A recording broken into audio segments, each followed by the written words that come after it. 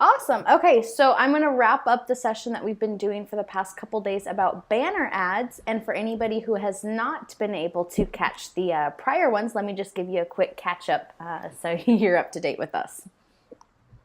Okay, so basically a banner ad is exactly that. It's an advertisement, and here's just some samples of the ones, and they're going to appear on other websites. So, it can be super, super popular, what type websites, all the way down to, just a random person's blog. So when we were talking about different banner ads, we took you guys from the basics of contacting them and doing it yourself, then using an agency, and then today we're going to get into the really big kind of scale with that. But just a reminder, this is what a banner ad is when we're talking about that.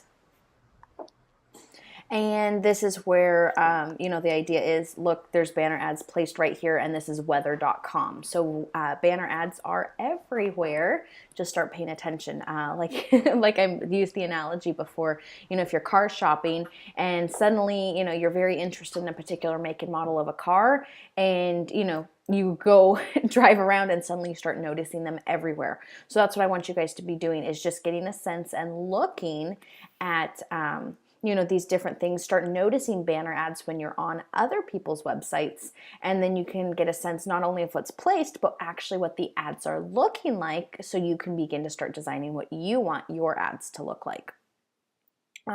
Perfect. And so there's 3 different types of buying banner ads. So we covered direct buys. So that's where literally you're going out, you're Googling, doing some research, and connecting directly, like the name implies, with whoever the website owner is. Intermediate ones are using kind of like an agency that's going to be going, not exactly an agency, but you actually get to kind of custom go through and select, and you have the prices up front ahead of time.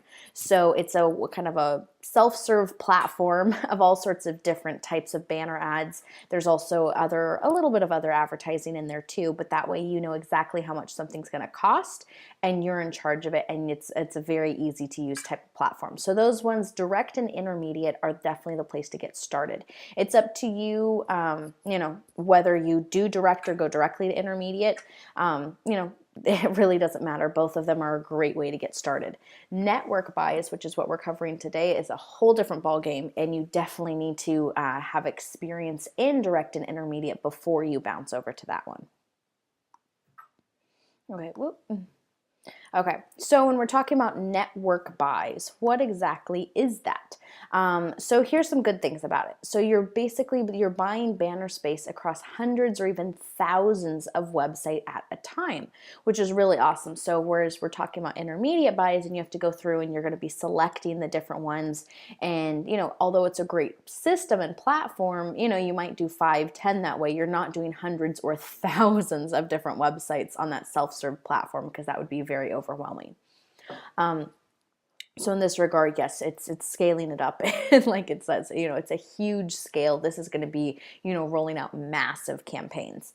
And the cool part of it is a gold mine if you know the numbers and you have a high converting offer. So you always want to be starting with those direct or intermediate buys, testing them out, doing your landing pages, your split testing, all the stuff we've been talking about and covering. Once you have something that's a really solid track record, that's where you want to go ahead and scale it. And this is where you'd come and bring it into these network buys and really go across all sorts of different websites and really get your message out. Cons. The big thing is, well, there's a few of them. It costs a lot of money to do these. So if you are not sure about what you're doing, you don't have a super high converting offer, things like that, you can lose a lot of money, and you can literally lose thousands of dollars just like that. So definitely that's why master the other ones first, then go into this. But at least this kind of gives you an idea of where you can take things if you so choose. The other, some other, cons in this regard is that you're not going to know exactly what websites your ads are running on, which kind of goes down to the next one, which is not always on relevant websites. So if you're doing obviously direct or intermediate, you're making the decision on what websites to go ahead and run your ads on. In this regards, you're on, hundreds or thousands of different websites. So you really don't know, what website, if it's even, connected. You could be, selling, a shoe and you're advertised on a barefoot website, kind of like that. So you don't really have a sense of it. So you definitely, you would want to be working with the different networks to do these things, but it's not a guarantee, and it's really hard for you to know exactly where your ad's going to be placed. And that being said, it's also difficult to optimize, because since you don't know where your banner ad is displayed, it's hard to tell, if it's relevant. If you suddenly, when you're doing the intermediate or direct buys and you have an offer that's doing really well, and then you roll it out to these, a network buy and its volumes, and suddenly you're on, hundreds of different websites, but like I said, you don't know exactly which one it's on, you might, your numbers might go down, and it might be very difficult to get them back up because you don't know what's being displayed. So, just something to keep in mind, and it's very hard in that regards. You can do split testing and things like that, but to really know, it's more that target avatar aspect of where you really know who your customer is and what they're like based on the websites. You lose that information doing network buys because you don't have a sense of who's actually on which websites, because you don't know which websites you're on. Okay. But the cool part with these parts, and just some kind of tips with there. So like I said, you definitely want to be an expert at your direct and intermediates for at least 6 months and really having a sense of those.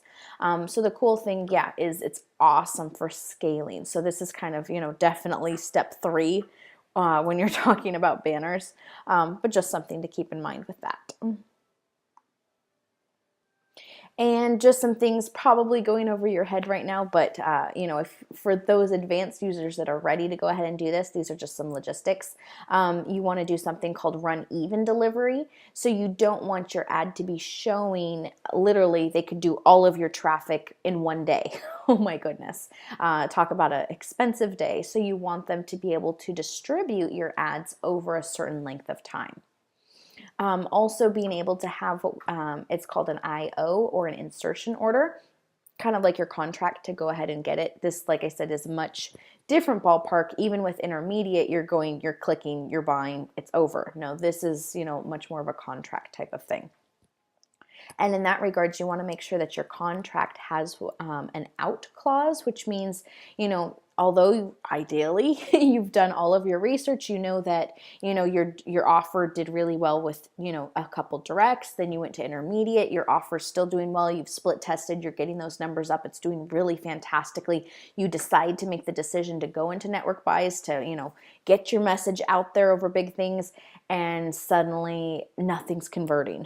You're getting no opt-ins, no sales, no anything. So this is why you want to make sure in that contract, that insertion order, that you have an out clause. So if, for some reason you do all of this stuff and it's not working, that you can cancel it without getting penalized. So otherwise, if you make a 30-day agreement, you might have to be running that and spending those thousands and thousands of dollars, and you're taking a giant loss. So make sure you have that out clause. It depends, there can be, 24 hours notice, 48 hours, 7 days, even 30 days. It just depends on that. But make sure you have and also are aware of what your out clause is, so that way, you can stop your losses before you have a massive casualty on your hands. You also, like we keep saying, know your numbers. So you want to be tracking everything that was going from your direct and intermediate. So that way, the idea is that you want to use these network buys in order to leverage yourself and also present your numbers and get your billing and paying off of what your results are. So that's just something to keep in mind. Just excellent tips of the trade. Otherwise, if you don't ask for it, it's not going to happen. So just make sure in that regard, that's why we're tracking numbers. And if you scale it up, you can actually use those numbers to help, navigate when you're going through network buys. Okay. Not that you're going to be doing this right now, but here is, some networks that we recommend if you're going to be going on those. So you guys can read those, and those are the different networks, like I said, that we use and or recommend. Cool. Okay. Okay. And then to wrap up our series on banner ads, just a few other things that apply to all sorts of, whether you're doing direct, intermediate, or network buys. So you want to start with a 300 by 250 banner size. It's a pretty standard one. This is especially when you're looking to advertise yourself. So as mentioned, when you're talking about the design work, chances are you're going to be getting a few different sizes of banners. Some of them, rectangle, square, all sorts of different ones. Starting and placing ads with this size, the 300 by 250, generally is going to have better placement for you than, say like a longer type of banner or something like that. Just something that we've seen. So that size tends to get better placement. And then also want to make sure, if possible, that you can get above the fold. That just means when your web page loads, where is the ad going to be shown? So ideally you want it on the upper half so people don't have to scroll down, just better for visibility. And then same thing that I've been saying over and over again, start small. So, do the direct, then the intermediate. You can skip to intermediate buys if you want. That's really up to you. It's just, you're going to pay a little bit more. So that's why a lot of people bootstrapping it start with direct. So you'll pay a little bit more in intermediate, but it cuts your time, researching all these things by like 80%. So, whether you have more time or more money, that's kind of your determination between starting with direct versus starting with intermediate buys. And also, you want to make sure when we call publishers, those are the website owners, you want them to be your allies. You want them to like that relationship. A lot of people, if they're going to be, going and negotiating, they're, going to be very aggressive in there. And you can definitely negotiate. And we gave you some negotiation tips in earlier segments as well. But you don't want to be, aggravating these people and being difficult, because the idea is you want to advertise on their site, not make their life hard and they don't want to do business with you. So just keep that in mind, especially with negotiations. Respect their prices, do a little negotiation, but you want to keep a really happy relationship. And two, the cool part there, and this is the benefit of direct buys, is when you're dealing directly and have a relationship with the site owners, you can definitely, work out exclusive agreements. You can get fancy and have, pop-up banners, all sorts of different things. So the better relationship you have with those website owners, the better you're going to see in your business too. And that also goes with, any reps or anything like that. If you're whoever, might be helping you out with your account, just keep that in mind. Some people, when they think advertising, they think they have to be real sharks and not be pleasant about it, but you want the relationship in this case. Okay, and metrics. Cannot emphasize enough as far as keeping track of your numbers. So the things that you want to get to the point, after about 30 days of tracking your numbers, you should be able to get these metrics. So, we refer to, in just kind of a little glossary for you here, CPM, cost per impression. So some people charge on that. So your ad, this is how many times your ad is actually being seen. So they say, maybe 100,000 impressions or whatever type of impressions. So that's one way. So you want to know kind of what that aspect is, not only, for your personal metrics on how often your ad's having to be seen to get clicks, but also that's just a pricing term that a lot of them use when you're going to be going ahead and purchasing banner ads in the intermediate division.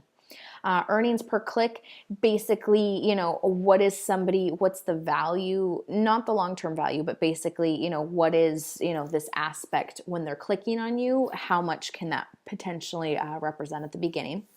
Your cost per click, that's the advertising dollars. So how much, are you having to spend about $1 per click, something like that? Those aspects. So those are a different metric to look at. The CPA is cost per action or acquisition. I know that we're diving into this more details, especially Gil is going to this aspect, but this is just rather than a set, click or a link, it's per action. So there's something a little more specific involved. And then the long-term value. So you want to know what that is if you're selling certain products. I know like with affiliate marketers, there might be like an entry-level package. So, okay, well, I know that, for a certain amount of clicks, then I'll end up getting, a sale that's say $20. However, I know my long-term value, most of those people, a certain percentage are going to upgrade. So maybe, the long-term value of a customer is $800 or something like that. So these are all the metrics and numbers that you have to be able to know in order to successfully run your business. You don't want to know those numbers? That's fine, but one, you're going to be leaving a lot of money on the table, but also not running your business from numbers is the problem that many business owners, including myself in previous business opportunities, have gone ahead and done. So make sure that you're tracking them. Keep track of them on a spreadsheet, and just, you can, it doesn't have to be, overly complicated. Just start tracking and getting a sense of these numbers, and it'll definitely help you with your decision-making process. Okay. And then kind of the goals with this stuff when we're talking about banner ads, a safe average is technically about 0.5% of the people that see your ad on the website will click on it. So this is just kind of, an average number, and if you hit it, awesome. If you do better, fantastic. So about 0.5%. So with that being said, just it kind of comes out to, okay, so about 100,000 impressions is going to get you about 500 clicks to that thing. So that just means that they were interested, they saw your banner, they clicked on it, now they're on your landing page. And then that's a whole different metrics on how many people then opt in from your landing page and start to go through your funnel. But this is just to see your ad and click on your ad for more information. It's about 0.5%. And then, kind of throwing that in as far as the negotiation, the idea is to pay based on your stats. So that's why know your stats, know what your averages are. So that way it helps you with negotiations, because if you have no clue, what your average is, or, what your cost is on certain things, you really can't make good decisions that'll help your business out.